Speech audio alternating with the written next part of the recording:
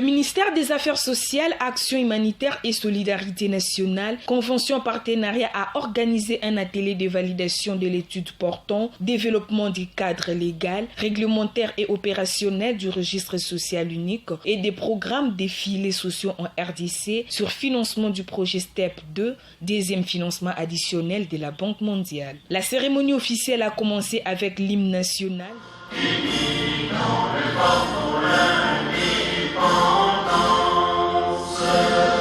Suivi des mots des circonstances du coordonnateur du Fonds social et chef du projet, le représentant de l'UNICEF, de la Banque mondiale, les représentants du secrétaire général du Fonds social et le ministre national des Affaires sociales. C'est pour moi un réel plaisir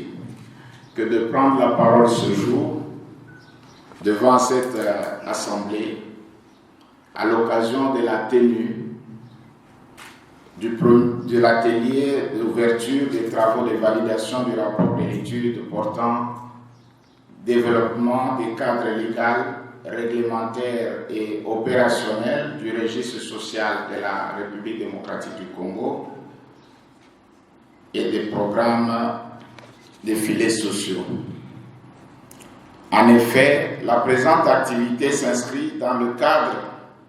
de l'appui à la mise en œuvre des activités du projet STEP 2 sous responsabilité du ministère des Affaires sociales. Elle compte parmi les principaux livrables convenus au terme du contrat d'assistance technique signé en date du 3 août 2021 avec l'UNICEF. L'objectif de ce partenariat avec l'UNICEF est d'accompagner le ministère des Affaires sociales dans la réalisation des activités assignées à la Convention de partenariat Fonds social ministère des Affaires sociales, particulièrement à travers la conduite des études stratégiques en lien avec les 4 outils de protection sociale ci-après: le ciblage, le registre social, le système de paiement et la gestion des plaintes. Les évidences obtenues de ces études devraient alimenter les directives à inscrire dans le guide national des systèmes d'aide sociale et doter le registre social unique du pays des outils indispensables pour son financement, son fonctionnement. Excellences, Monsieur le Ministre, distingués invités, le travail qui nous réunit ce jour est d'une importance capitale dans le processus de développement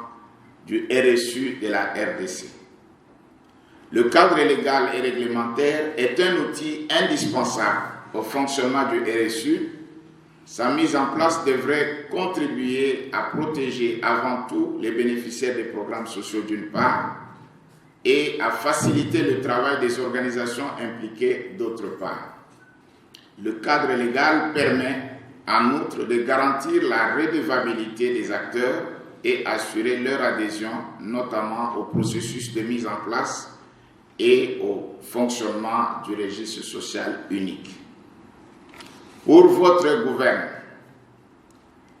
les différents composants du cadre légal et réglementaire qui vont nous être présentés tantôt sont la résultante d'un processus assez laborieux, comprenant notamment la revue documentaire en RDC et dans la sous-région, puis les échanges directs avec certains acteurs clés ici à Kinshasa. C'est pour moi un immense plaisir de participer à cette rencontre d'analyse et de validation de rapports d'études sur le cadre réglementaire, légal et opérationnel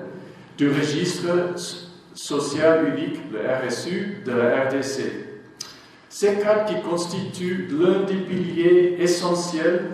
pour la mise en place de développement de notre registre social, des programmes sociaux en RDC. L'UNICEF tient à exprimer sa sincère gratitude aux donateurs de la Banque mondiale et aux autorités de la RDC pour l'établissement en août 2021 de l'accord d'assistance technique UNICEF Fonds social de la RDC pour l'accompagnement du ministre des Affaires sociales dans la réalisation des activités du projet pour la stabilisation de l'Est de la RDC pour la paix, le dit STEP 2. Il est avéré que ces programmes de filets sociaux contribuent donc à réduire l'extrême pauvreté, ce qui est un des mandats de la Banque mondiale, et en particulier aussi en période de crise économique. C'est très important d'avoir ces programmes de filets sociaux. Le financement de la Banque mondiale pour la protection sociale a triplé au cours des 10 dernières années et a aussi augmenté aussi bien en termes de couverture que dans la qualité des programmes. Pour assurer la pérennité de ces efforts dans le cadre du programme STEP, la Banque mondiale travaille en étroite collaboration avec le Fonds social de la République démocratique du Congo, le ministère, MINAS et la Commission nationale pour les réfugiés pour mettre en place les conditions préalables à la construction des systèmes nationaux inclusifs avec d'un côté le MINAS sur les questions politiques et le Fonds social sur les questions de mise en œuvre et de délivrance de ces filets sociaux. Nous souhaitons ainsi féliciter le MINAS pour l'organisation de cet atelier qui constitue une étape fondamentale dans les efforts à développer le registre social de la RDC. Le pilote du registre social permettra à la RDC de disposer d'une base de données sur les populations éligibles et ou les bénéficiaires des programmes de protection sociale et de faciliter le ciblage. On va discuter tout de suite avec le ministre d'élargir et de cibler beaucoup plus pour être sûr que nous atteignons les personnes qu'on voit vulnérables. Au nom de Monsieur le coordonnateur général du Fonds social de la République démocratique empêchée, qu'il me soit permis de vous faire cette adresse à l'occasion du présent atelier sur le développement des cadres légaux, réglementaires et opérationnels du registre social unique de programmes de filets sociaux en République démocratique du Congo, un des outils indispensables pour réglementer et assurer l'institutionnalisation du registre social de notre pays. Excellences, Monsieur le ministre des Affaires sociales, humanitaires et solidarité, chers partenaires distingués invités, le gouvernement de la République démocratique du Congo a obtenu depuis juin 2020 un important financement de la Banque mondiale pour financer le projet pour la stabilisation de l'Est de la RDC pour la paix, qui aujourd'hui connaît 2 financements additionnels.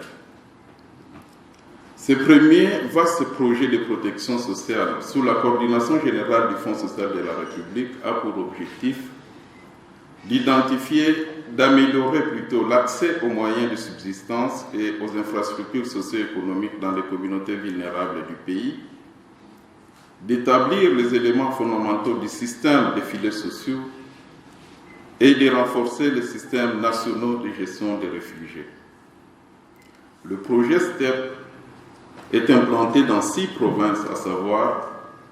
le Kasaï central, l'Ituri, le Nord Kivu, Sud Kivu, Nord Ubangi et le Sud Ubangi, et comprend 5 composantes, dont 3 techniques, une de gestion et une dernière d'intervention d'urgence.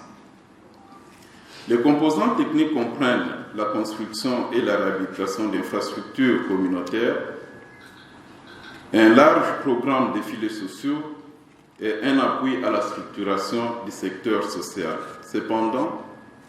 la mise en œuvre de la composante 3, pour la mise en œuvre de la composante 3,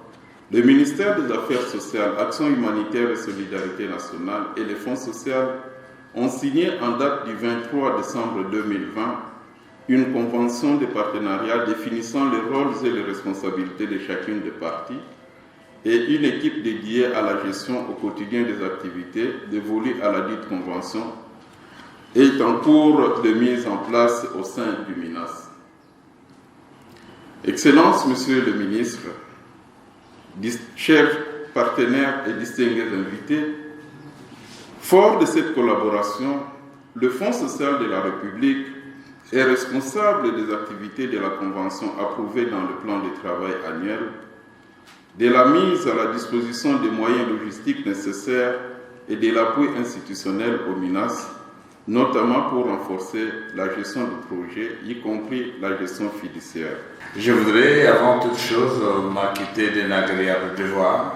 celui de vous remercier pour avoir répondu favorablement à notre invitation.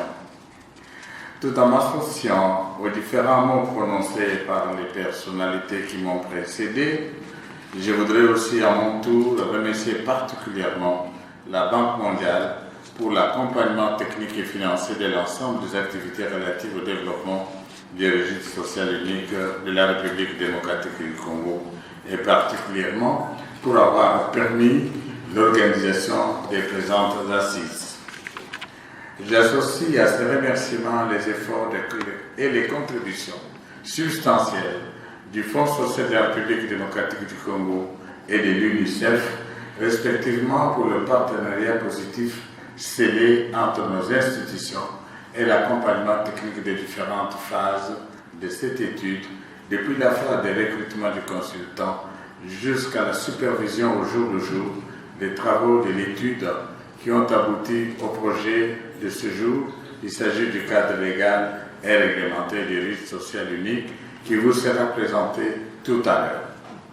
Je félicite aussi le consultant pour la qualité du projet du cadre légal et réglementaire du registre social unique à soumettre aux échanges et enrichissements. Enfin, tous mes encouragements à toute l'équipe de la Convention du partenariat Fonds social de la République, totalement dédiée à la réalisation des missions lui confiées, qu'elle trouve ici l'expression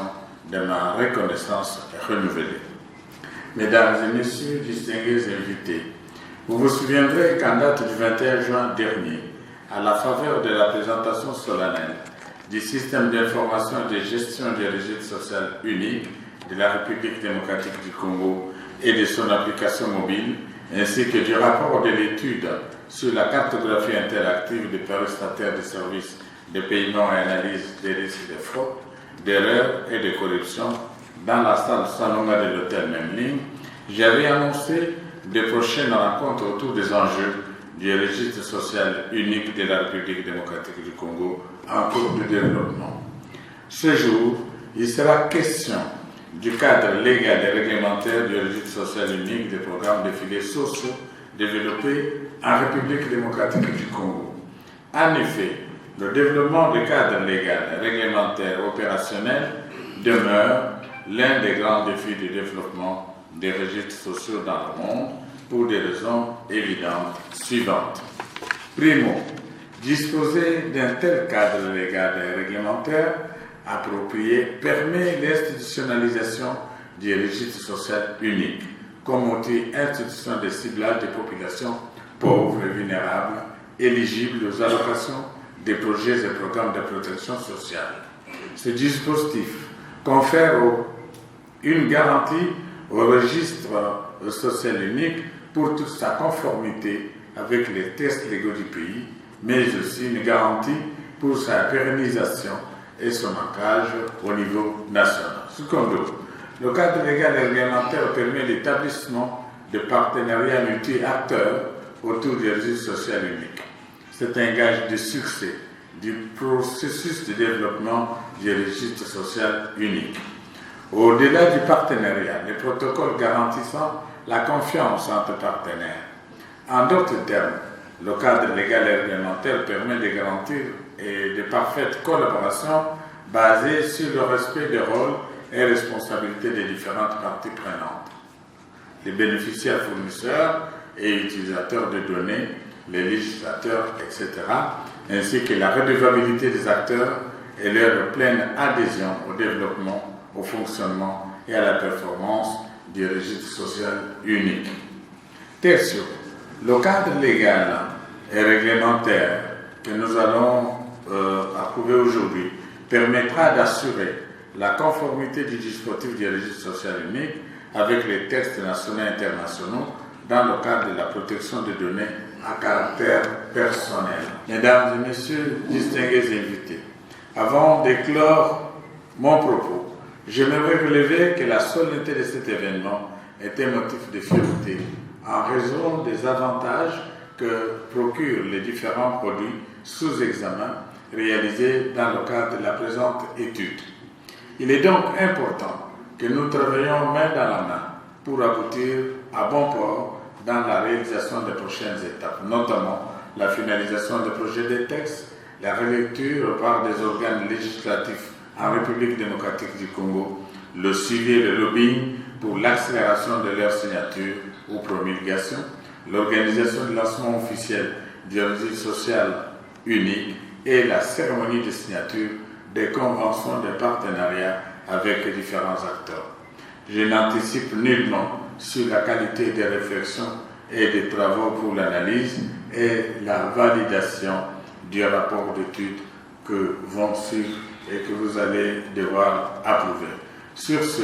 je déclare ouverts les travaux de l'atelier sur le développement des cadres légaux, réglementaires, opérationnels du registre social unique des programmes de filets sociaux en République démocratique du Congo. Et je vous remercie. Signalons que la convention partenariale du Fonds social RDC s'est signée comme mission de jeter le base d'un système national de protection sociale à travers la coordination et la mise en place des 4 blocs suivants: ciblage, registre social, système de paiement et mécanisme de recevabilité, y compris un cadre réglementaire.